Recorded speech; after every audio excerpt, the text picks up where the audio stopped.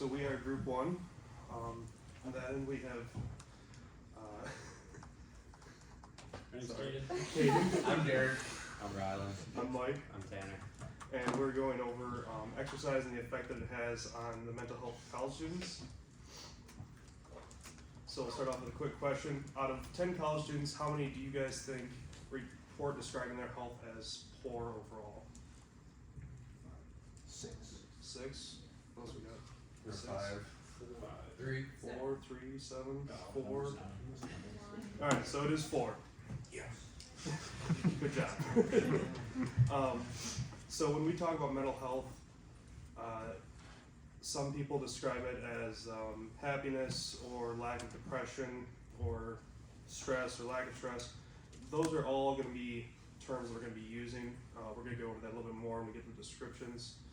An important one for college students that I think has been touched in almost every presentation here is stress. And where do we think stress is coming from? From some of the research we did, it looks like in the freshmen and people that are still living in the dorm, stress is generally from being away from what they know, being away from home and the change in their lives. But when you get into the upper levels, like juniors, seniors, graduate programs, stress starts to come from increased workload or money stress, because you start looking, you get like this big mound of debt behind you and you start looking forward your life, you're like, man, this is really turned into a mess. So we're wondering, how can we start to reduce this stress? And does regular exercise going to lead to an improved mental health, better college experience, and better grades overall? So I'm going to cover the literature review, but before that, I'm going to have to define a few terms as they're very important for our study. First one is exercise. Everyone knows what exercise is, but it may mean different things for different people.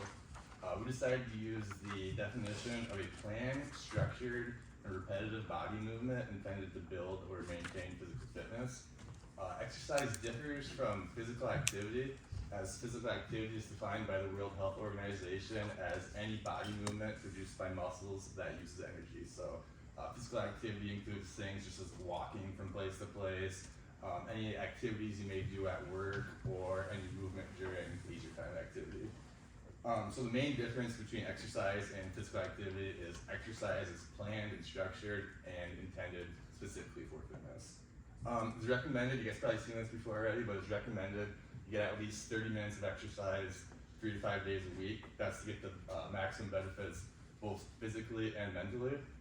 And then whatever routine you do develop is very important to stick with it. You're not going to see changes overnight to your body or your mental health. The next term you would imagine I have to define is mental health.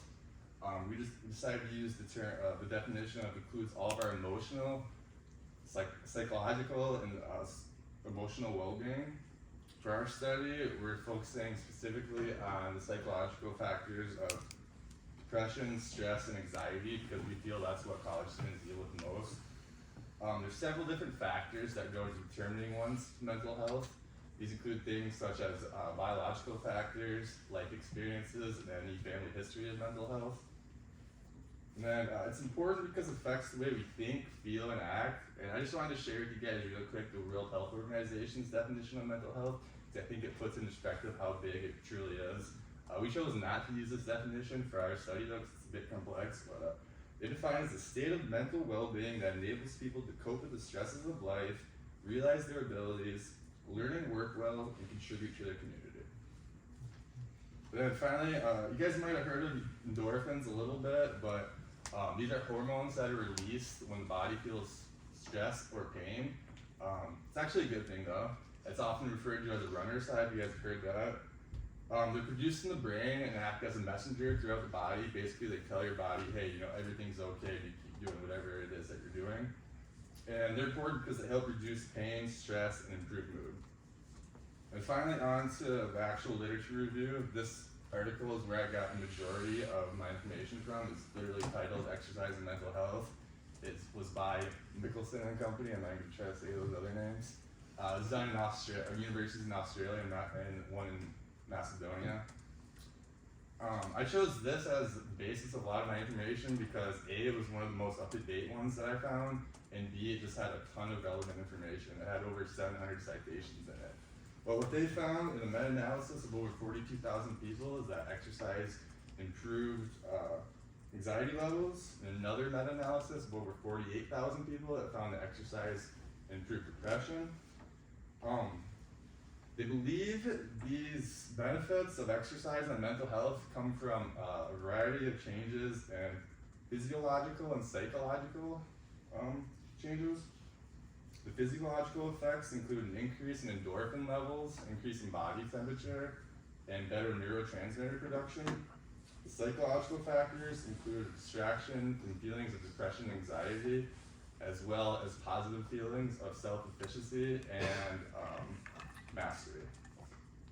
And finally, I got this image from the study. It just kind of shows all the changes that are going on in your body that I talked about. You may notice I didn't talk about the immune stuff though, is because it was very confusing and I've never really heard of it before, but from my best understanding, it has to do with reducing inflammation in cells in the body, which leads to better health in people that have mental health issues. And this finally leads us to the research question, which is, does regular exercise have a positive impact on the mental health of college students? Alright, so for our variables for this, we had two independent variables, that being the frequency and intensity of exercise. So for the frequency of exercise, we just measured on how many hours per week, 1 to 10. And I think the average shown for Americans was 7.6 hours per week. And the intensity of exercise, we used the rated perceived exertion scale, or RPE scale, which was just again 1 to 10, having 1 being no exertion and 10 maximum effort. For our dependent variable, it was just mental health, and we just asked the respondents to do a self-rating, 1 to 10, 1 being lower, 10 being higher, 1 is more depression, more stress, 10 is less. So on to our hypotheses. We came up with 2. The first being exercising regularly will reduce depression. So like Derek described earlier, exercise can mean a lot of things to people. So it could mean going for a walk for one person and powerlifting for another. So it really depends on what you feel as an individual, and that's just gonna take like experimenting. So just figuring out what works best for you really.